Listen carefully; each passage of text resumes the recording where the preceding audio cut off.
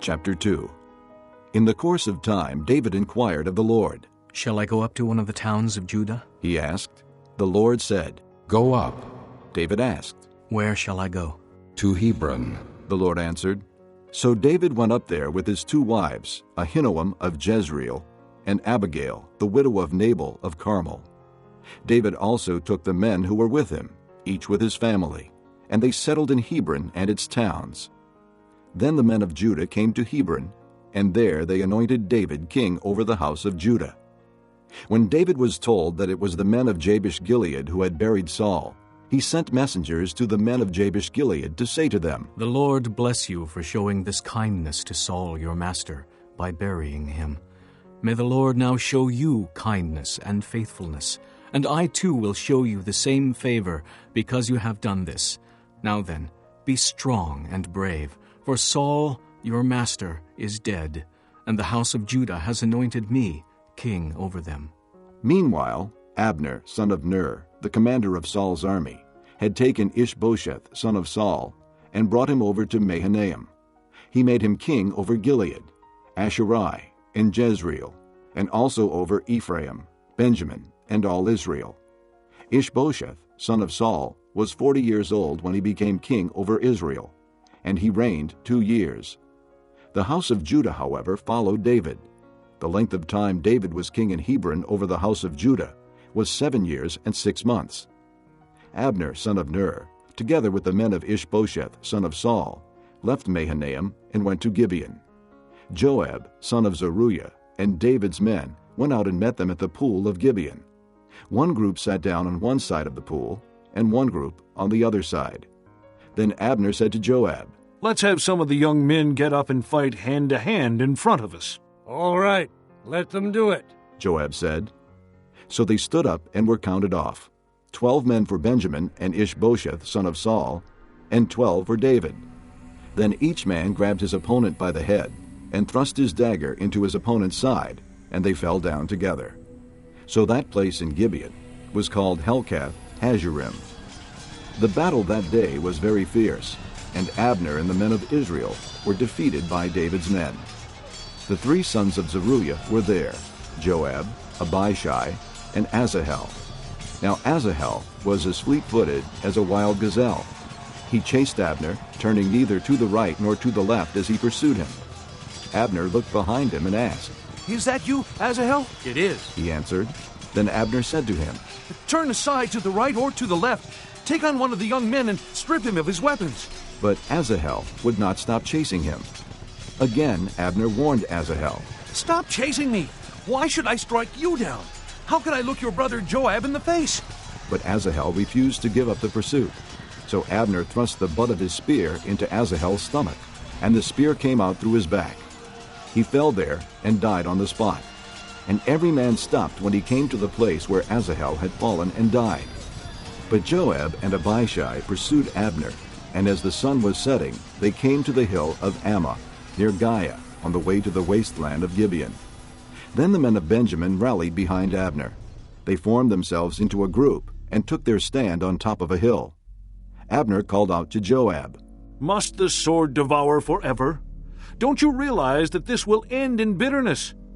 How long before you order your men to stop pursuing their brothers?" Joab answered, "As surely as God lives, if you had not spoken, the men would have continued the pursuit of their brothers until morning." So Joab blew the trumpet, and all the men came to a halt. They no longer pursued Israel, nor did they fight any more. All that night Abner and his men marched through the Arabah. They crossed the Jordan, continued through the whole Bithron, and came to Mahanaim.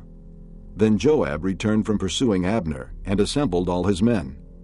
Besides Asahel, 19 of David's men were found missing. But David's men had killed 360 Benjamites who were with Abner. They took Asahel and buried him in his father's tomb at Bethlehem.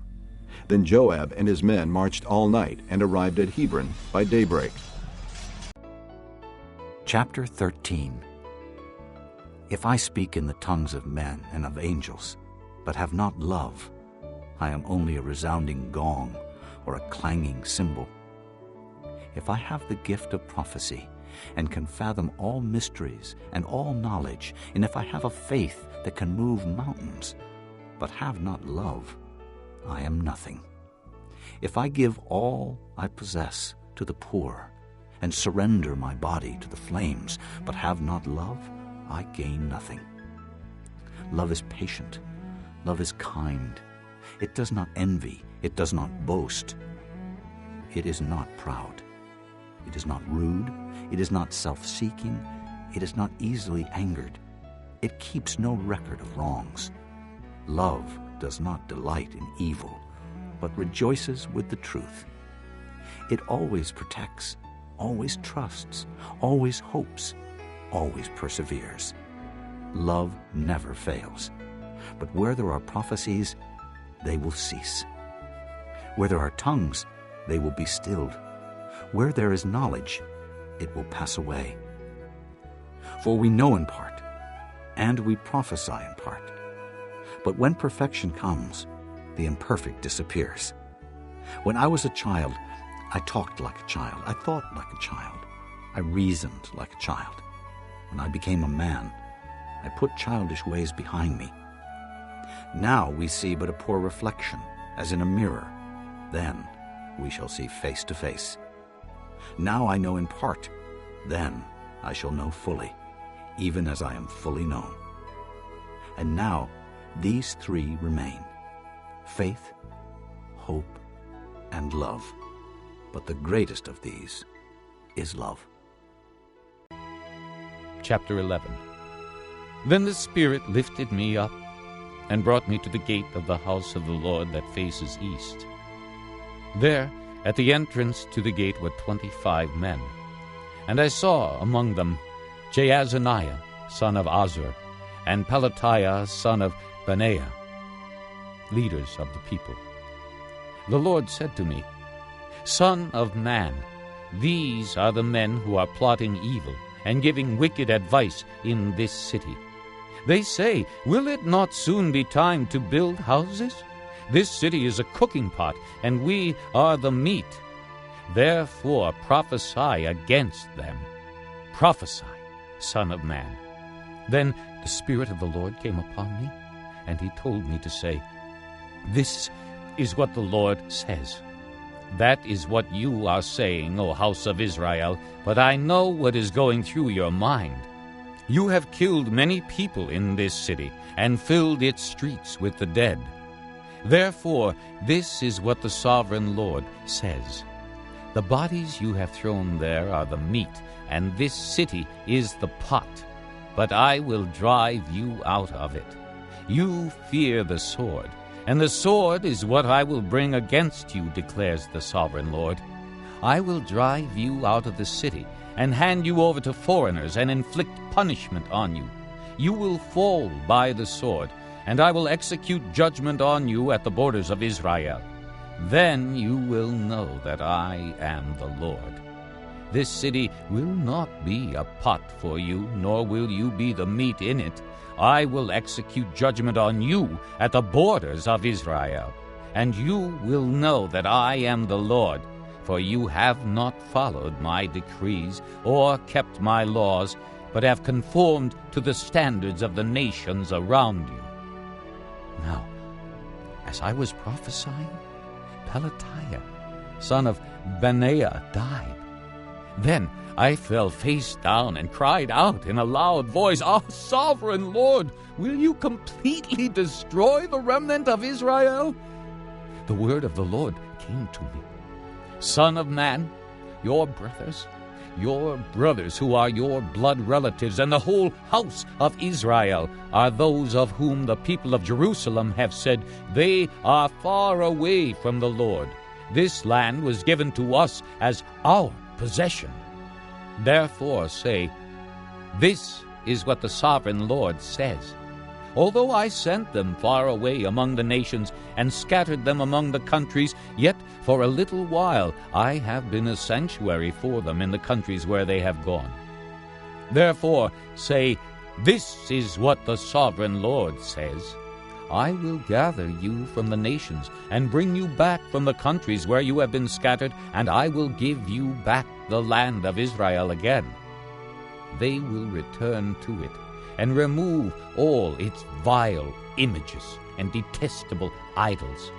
I will give them an undivided heart, and put a new spirit in them. I will remove from them their heart of stone, and give them a heart of flesh.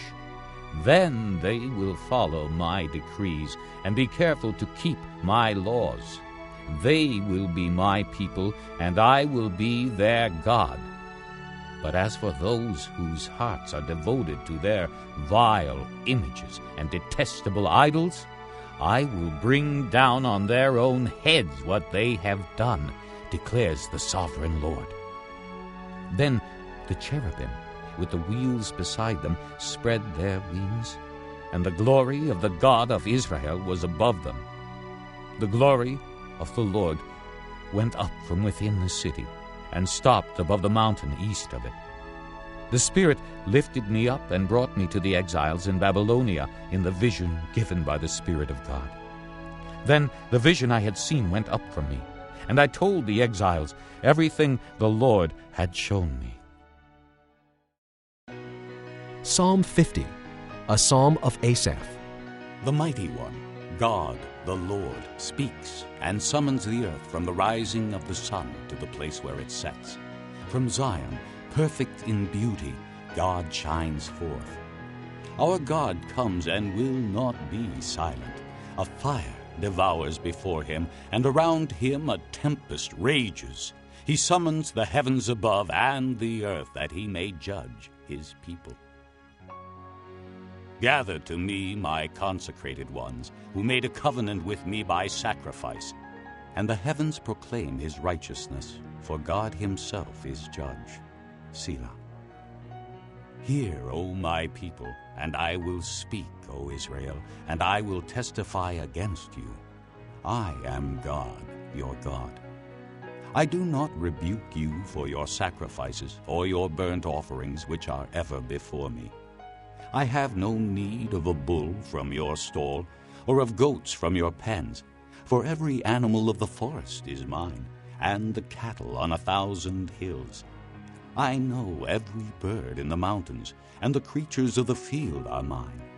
If I were hungry, I would not tell you, for the world is mine, and all that is in it. Do I eat the flesh of bulls, or drink the blood of goats? Sacrifice thank offerings to God. Fulfill your vows to the Most High, and call upon me in the day of trouble. I will deliver you, and you will honor me. But to the wicked, God says, what right have you to recite my laws, or take my covenant on your lips? You hate my instruction and cast my words behind you. When you see a thief, you join with him. You throw in your lot with adulterers. You use your mouth for evil, and harness your tongue to deceit. You speak continually against your brother, and slander your own mother's son. These things you have done, and I kept silent. You thought I was altogether like you. But I will rebuke you and accuse you to your face. Consider this, you who forget God, or I will tear you to pieces with none to rescue. He who sacrifices thank offerings honors me, and he prepares the way so that I may show him the salvation of God.